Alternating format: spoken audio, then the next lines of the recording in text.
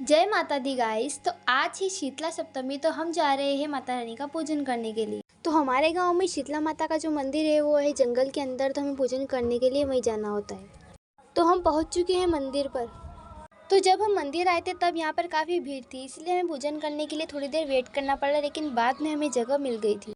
फिर हमने कर दिया था माता रानी का पूजन स्टार्ट।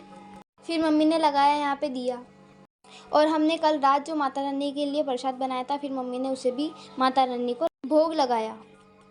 फिर मम्मी ने माता रानी को अगरबत्ती लगाई और उसके बाद हम आ गए थे पीछे वाले होटले पे पूजा करने के लिए। और यहाँ आते से ही मुझे दिखे इतने सारे ढोकरी की प्रसाद और नारियल।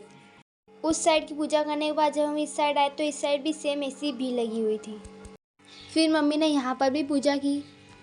तो आप सभी को तो पता ही होगा कि शीतला सप्तमी के दिन माता रानी को बासी खाने का भोग लगाया जाता है, और वो इसलिए किया जाता है क्योंकि इसके अगले दिन अष्टमी होती है और उस दिन सभी लोग ठंडा भोजन करते हैं, इसीलिए माता रानी को ठंडा भोग चढ़ाया जाता है। इस मंदिर में माता रानी के अलग अलग रूपों को स्थापित किया गया है, और ये है भादा माता जी जिनकी मम्मी पूजा कर रही है। माता रानी की यहाँ स्वास्तिक बनाने की परंपरा है, इसीलिए सभी लोग यहाँ पर एक मेहंदी और एक कंघू का सत्या बना रहे हैं। फिर मैंने यहाँ आकर देखा तो ये सभी यहाँ पर खेत बना रहे थे। माता रानी की पूजन के बाद सभी यहाँ पर खेत बनाते हैं। खेत हमारा बनकर तैयार हो गया है और अब मम्मी यहाँ पर कर रही है गेहूँ की बुआई। गेहूँ डालने के बाद मम्मी ने फिर यहाँ पर करी पानी की सिंचाई।